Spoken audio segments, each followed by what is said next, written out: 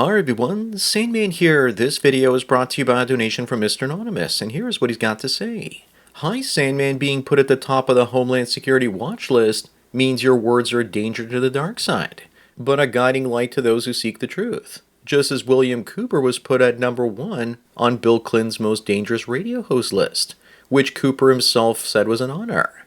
Thank you for everything you do. Could you please give your thoughts on the following observation?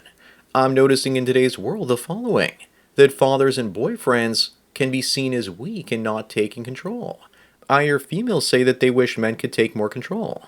As I'm writing this message, there was another school shooting, and I'm sorry to say, where the boomstick user wrote that she actually had a bad relationship with her divorced father and mother.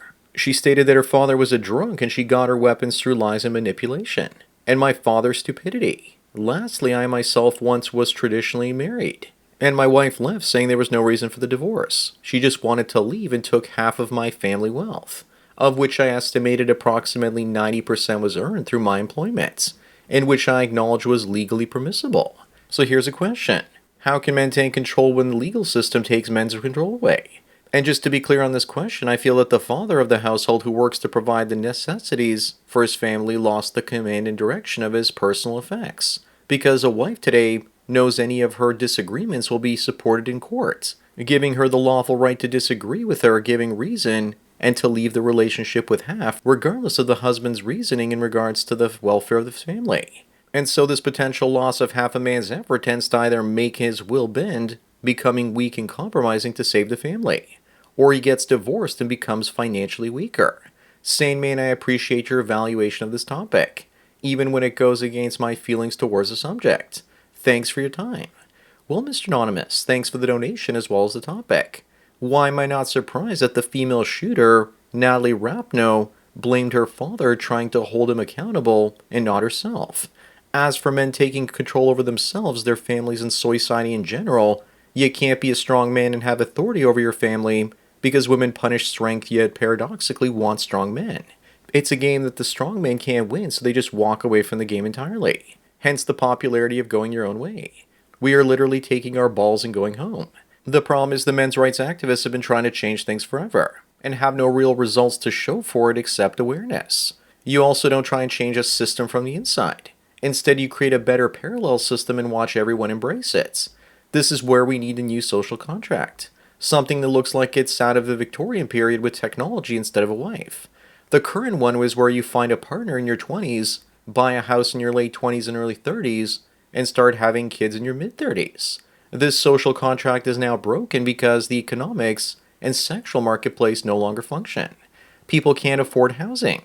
Plus, even if you could succeed against all the odds and you found one of those 20% of women that make a good mother, somehow managed to afford a house, your kids would still get thrown through the education system meat grinder. Or the mother would spoil them, reducing the chances that those kids would want to have kids of their own, because they would grow up to become entitled little shits.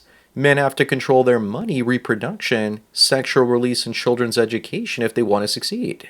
I've been wrestling with these issues myself recently. Plus, AI is also going to make things increasingly difficult as jobs start disappearing. I'm proposing a new social contract. If you choose to adopt it or not, that's your business. FGTOW, or the fathers going their own way social contract. If I was a 20-year-old guy today, I would plan to have kids as a single father at the age of 40 or 45.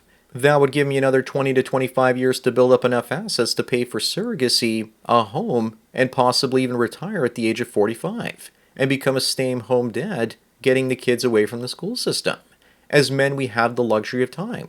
Realistically, a decade or decade and a half more than women do. So we can do it. Examples of guys becoming successful fathers in their 50s include Tiesto, Quentin Tarantino, and even Peter Thiel. That's something women can't do unless they freeze their embryos a decade or two back. The longest embryo thus far has survived for 24 years. So if a woman in her mid-30s freezes 50 embryos, then in theory she could have her career, make a ton of money, and then pay for a surrogate to carry her kids at the age of 60. Even guys like Pacino and De Niro are having babies in their 80s. With increased lifespans, this is increasingly going to be a way that many people are going to have kids. Why get married and expose yourself to financial risk to have a family? There are too many variables out of your control. The woman, the school system, the economy, and social media. For the likelihood of this plan to work out, it would help if, as a man, you keep your health in tip-top condition. It also helps to work 2 or 3 jobs and live with your parents, or even in your car for a decade or two, if you have to in order to make the plan work, if you're just the average guy. Plus, every man needs to have 2 jobs these days. Their regular day job, and then when they come home, they have to sit down in front of their computer and become a money manager.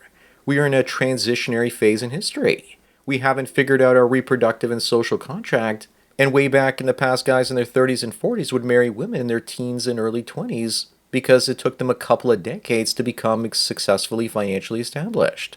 But why would a modern man marry a modern woman when he can use surrogacy for reproduction? Why would he risk everything he's ever worked for in a divorce such as yourself, Mr. Anonymous? People will say, Sandman, you're crazy, and that kids need their mother. Yeah, tell that to all the single mothers out there that say their kids don't need their fathers.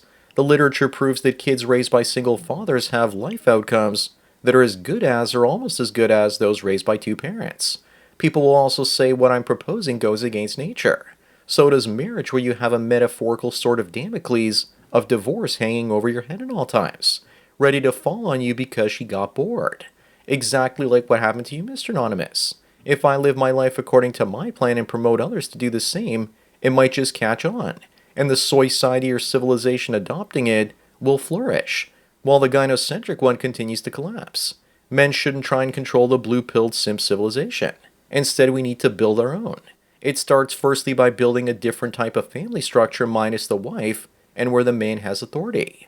One that red pills men from a young age and gives them the tools about the nature of money, artificial intelligence, female nature, and other things that are taboo to talk about in the education system. Men are also solutions oriented, but most men lack the creativity to think through a solution that'll actually work. If you can't make a couple million from the age of 20 to 40, then you can still take your money to a third world country or Eastern Europe and pay for surrogacy there. The current marriage and reproduction gig is either impossible for most men or too risky. All we have to do is for each father going his own way to have 2 or 3 kids, to get above replacement, and within 2 or 3 generations, we will replace the blue-pilled simps. We will even out-reproduce the tradcucks because even they aren't above replacement fertility. Besides getting the resources to do this, the hardest part is having the mindset that you're willing to sacrifice for the next generation. I've experienced enough hedonism, traveled the world, and experienced many amazing things, and I want to create more humans that will enjoy the same. I want to give them the same or similar hardships during my youth that made me tough in spirits. But I also want to turbocharge their education so they don't waste 15 to 20 years on various dead-end paths. The problem with most parents is they give their children the childhood they wish they had, and not the childhood they actually had. They don't understand the consequences of getting everything you want while younger just makes you jaded when you get older. I still believe the reason people don't want to reproduce as much anymore is because they've lived their lives with too many entitlements and not enough hardships. Then again, maybe I'm missing something, and everyone is welcome to criticize my plan for saving the human race from extinction. I also think that part of life is also getting a healthy dose of hedonism in our 20s.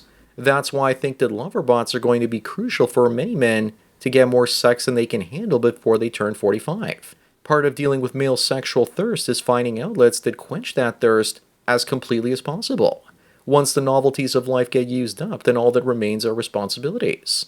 Mr. Anonymous, you aren't just talking about how men can regain power over their lives, but the bigger issue wrapped up in all of this is for the survival of the human race itself. Maybe even having kids through surrogacy for selfish reasons. Because if there are 3 or 4 of them in the future where the healthcare system is overburdened and no one there to take care of you, you'll need those kids to help you out. It doesn't have to just be about altruism, but also self-interest to some extent. In China, for example, women are selfish and had sons to take care of them into their old age. And now there's a sex imbalance in that country. A MGTOW or FGTOW society with a gender imbalance of 5 to 1 in favor of men with a growing population would outcompete every blue pill culture out there. And it would give each man purpose and power in his own life. Women will complain about all this, but who cares? They certainly don't care about what we want. Anyways, that's it for today. Thanks again to Mr. Anonymous for the donation and topic. Don't forget to smash the like button the way that you'll have to smash a couple of decades worth of time clocks and pump your stock portfolio in order to retire and have a bunch of rugrats. Bang the bell and check out the mystery link. Follow me on BitChute, Twitter, and Facebook to get tomorrow's video today. Subscribe to me on Minds, Odyssey, MGTOW.tv, and Rumble to get the video for the day after tomorrow. This channel's been demonetized. And if you want to help me keep making content, then please support me through Subscribe Star. There's a link to it in the description. Or you can do an hour-long coaching chat with the Sandman for $45 US. And I won't rush you out the door like a cheap whore. Thanks for taking your daily dose of red pills, and remember, a red pill a day keeps the women trying to prevent men from building their own parallel society with single father households away. So enjoy the rest of your day, and cheers.